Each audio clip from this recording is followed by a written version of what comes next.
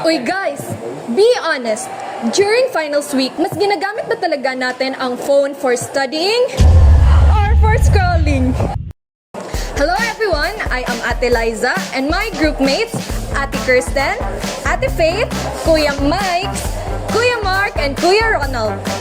For today's vlog, we're going to compare students' screen time before finals exam week and during finals exam week. Tataas ba ang screen time dahil sa review sessions and online notes? Or dahil lang sa stress, scrolling, and late-night TikTok? Let's find out!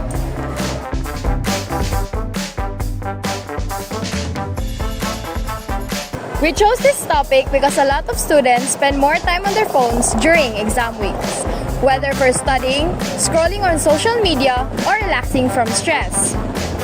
We became curious if student screen time changes before finals week compared to during finals week, since many of us can relate to staying online for longer hours during exams.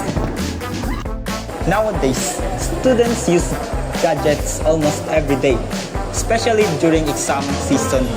However, too much screen time can affect focus, sleep, and study habits.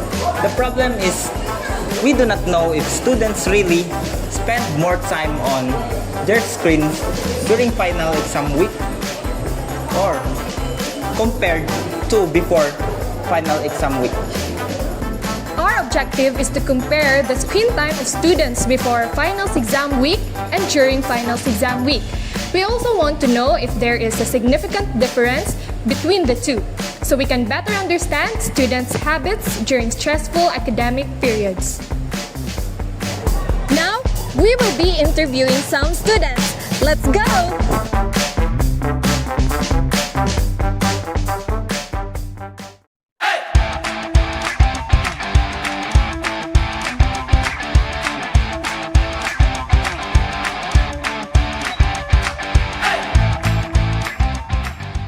Good morning, sir. May I know what is your name? I am James Roy Maguyok from BSCE 2A. John Fredelo Franco from BSC 2B. I am Franz Jacob Lim. My name is Erica. Romel Roque Villadonbal from BSC 2C. My name is Alin Jan Dinolan. I am Janrel Singkunigi. Hi, I'm Judy PDS from BSC 2B. I'm Mary Eunice Amistoso from BSCE 2C. Nico Abe Parmisano. And last week, it's 7 hours and 46 minutes. Last week is the coverage of 7 hours. Around 1 hour and 57 minutes. Was 6 hours. Last week was 12 hours. 11 hours. 11 hours. Last week is 12 hours. Around 6 hours. It's 4 hours. My screen time before finals is 8 hours. Last week, I logged about 6 hours and 30 minutes of screen time. Then this week, 8 hours. Around 1 hour and 28 minutes. This week is around 8 hours. This week is 11 hours. This week is 8 hours. 8 hours. This week is 11 hours. 8 hours kapin. 1 hour. My screen time is 6 hours.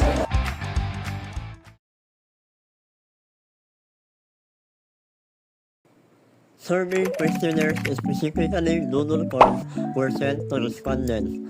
The survey asked students about their screen time usage before finals week and during this finals week.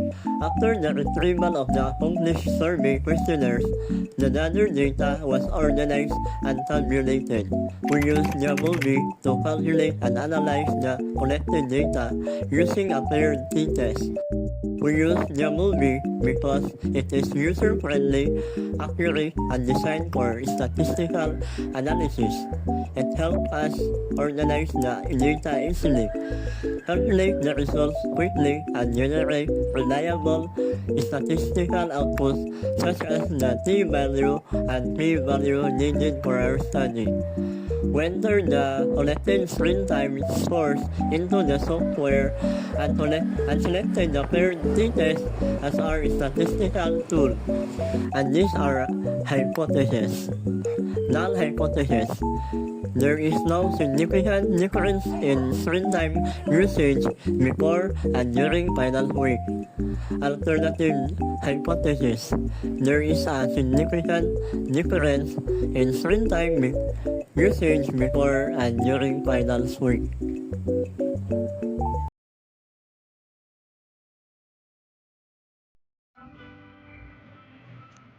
First, open the Jamovie app.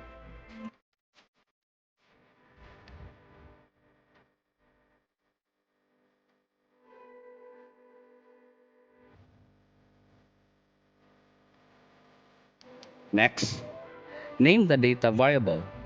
For this study, the data shall be named before exam week and during exam week. Change the measure type into continuous and the data type to decimal. And then, input all data acquired to corresponding variable.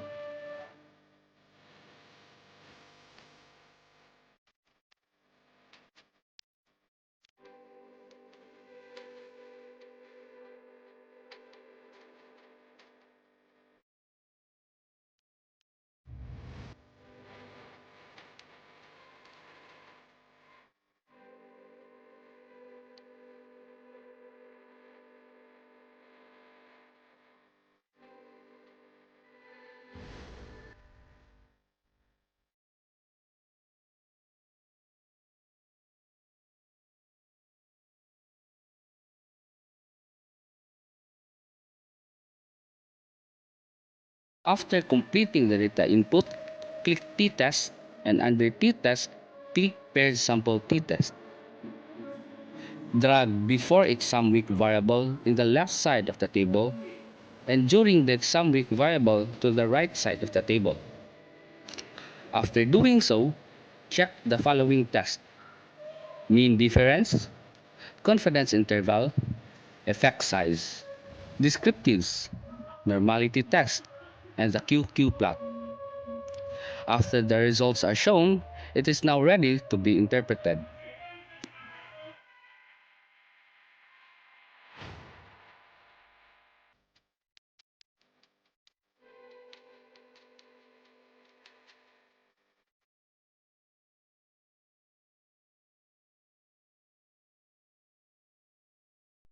Based on the collected data, the average screen time before exam week was 8.94 hours, with a standard deviation of 3.31. This means that before the exam week, students spend about 9 hours on average using their smartphones.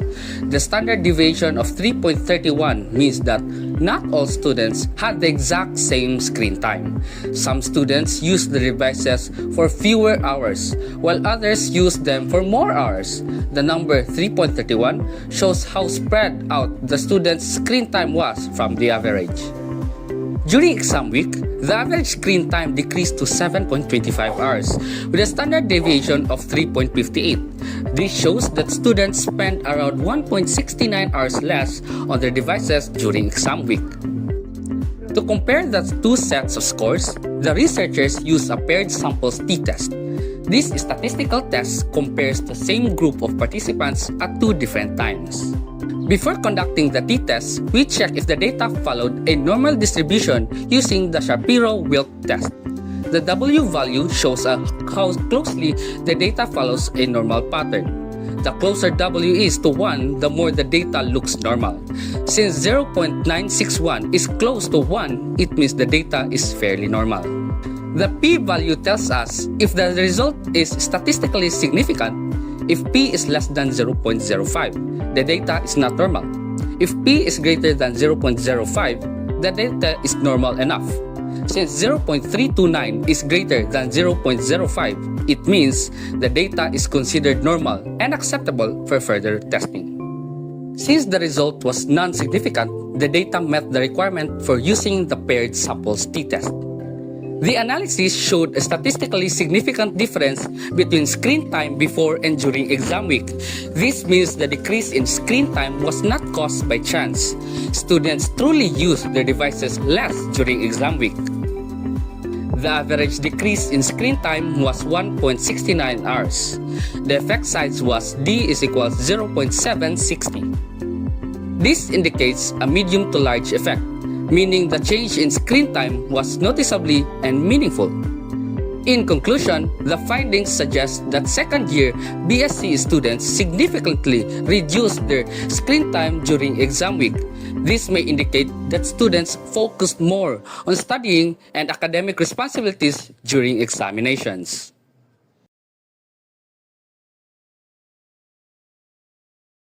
This study found that students tend to reduce smartphone use during finals week, likely because they focus more on studying, reviewing lessons, and completing requirements. Even if smartphones are useful for learning, students still limit non-academic use to avoid distractions. Overall, exam periods clearly affect students' digital habits and screen time behavior. For future researchers, we recommended to include more respondents and expand the study to the other year levels or programs for more reliable results. Future studies may also explore how screen time affects academic performance, sleep, stress, mental health, and productivity. It would also help to examine whether students use their phones mainly for academic purposes or entertainment. Comparing different schools or exam periods would also give a deeper understanding of students' smartphone behavior. So that's all for this vlog. We hope you learned something new. Thank you and goodbye!